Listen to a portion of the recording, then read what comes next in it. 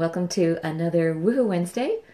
I'm here to answer another existential life question and give a piece of insight or inspiration for your week. This week's question is, how does one let go of regret? I look back at several instances of regret for small acts or circumstances that I can't change, and usually feel embarrassed or shameful. Nothing major, but enough to let go, to know that I may have hurt someone emotionally or myself. How does one reside in that and let go? And it trickles into, how can I let go when I feel I've been wronged and never righted? I'm going to talk about regret and frame it around knowledge and wisdom as the first level. Where there's a lot of knowledge in the world, and each person carries so much knowledge. So knowledge is what I consider what you know with your mind. And we know a lot of stuff. And we can access all kinds of information. But wisdom is what you know and what you live with your body. And I don't mean just, just your actions, but it's like a deep inner truth that you actually resonate completely with.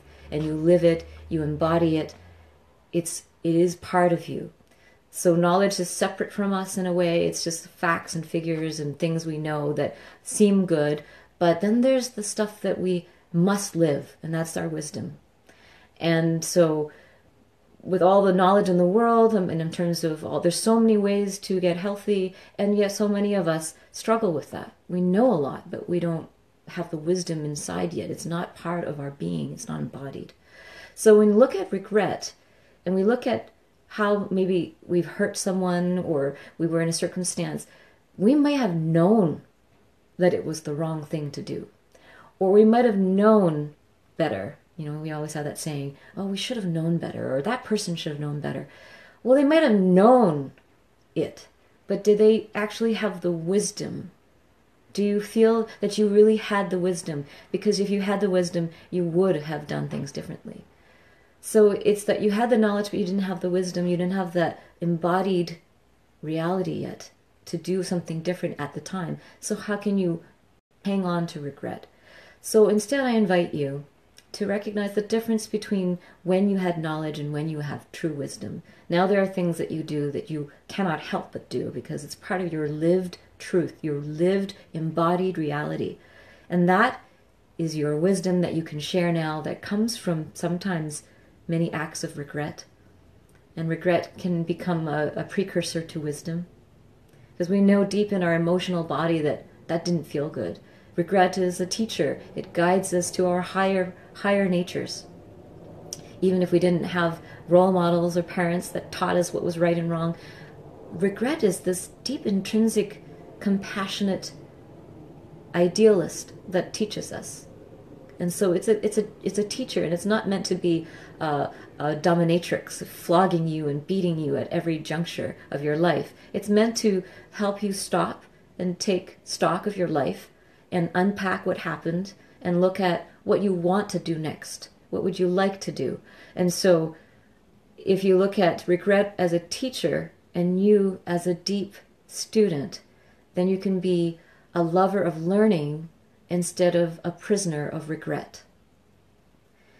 A lover of learning instead of a prisoner of regret. So you take all the regretful moments of your life and turn every single one of them into little workshops in which you are a keen student, and then take all the teachings, pull all the teachings out from each one and start to apply them so that they become part of your wisdom. And part of that learning creates understanding, because part of learning what you did and what you learned from it is that you go, oh, I learned that I did that because I was scared. It's always because of some kind of survival or protection mode. And sometimes it's an unconscious mode too. We go into unconscious survival. So you might be unconsciously doing something and later realizing you're regretting it. Or habitually doing something, or doing something out of protective threat reasons. You feel kind of triggered or threatened, or you feel like you have to survive. So there's all kinds of survival protection reasons that we do the things that we regret later. And that higher nature comes in to guide us, because we're all evolving. So you can first be a lover of learning, take the teachings out of the moment, and turn the regret into a teacher and not a dominatrix. And then learn to understand what survival reason or protection reason or unconscious reason was the cause of that action that you regret. And learn to develop true compassion for yourself and for all others who will ever make the same mistake as you. And so that comes back to the end of your question, which is, and how can I let go when I feel I've been wronged? Well, then you give that same gift to that person, where you turn that action that they took as a learning for you, and not make it their responsibility to apologize or to even learn from it in this lifetime, and know that they may still be in survival or protection mode, and that it's not your responsibility to fix that or change that. It's not necessarily possible for them in this lifetime to get to a different place. So learning to let go is coming from a place of deep compassion and recognition. It's like, why would you demand a child do something when you finally recognize that they're not capable at this time? You just learn to oh, I finally recognize.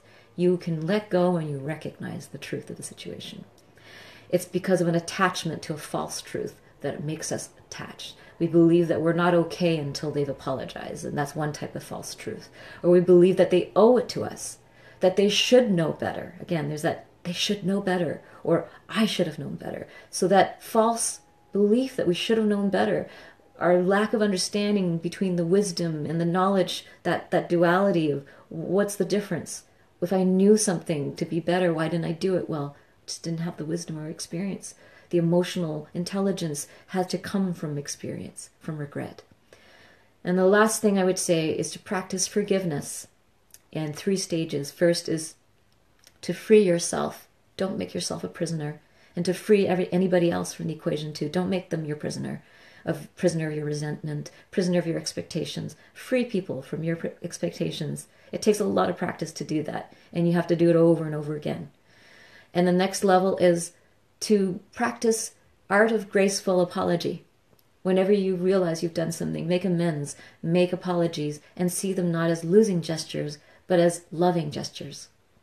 And then the 3rd stage of forgiveness is to recognize that forgiveness is not even needed. And that comes from your deep recognition that you or someone else was in survival or protection mode, or just in a state of unconscious survival, where you just learn tools to survive, whether it was lying or if it was other acts of convenience or other acts of deception. In this short pep talk, I hope that I've given you some food for thought.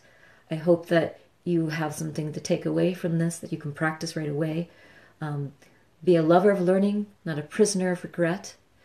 Instead of judgment, bring compassion through understanding what survival mode causes in people, in yourself and others. And learn to practice the 3 layers of forgiveness. So I hope to see you next week, next Wednesday, for another Woohoo Wednesday, answering another existential life question. Please send me your questions by Facebook or by email. Email is treasures@littlewoo.org. And join my email list if you want to get my videos in your inbox and other surprises that I send out to members of the School of Enchantment. Also, this month for members, I'm offering the Magical Sabbatical online gift. I've still been gifting it. So if you want to learn the art of making time for yourself, how to create desired experiences with this tool called the Sabbatical, I'd love to invite you to take part. And send you lots of love from the Mermaid Pirate Lagoon. Mwah.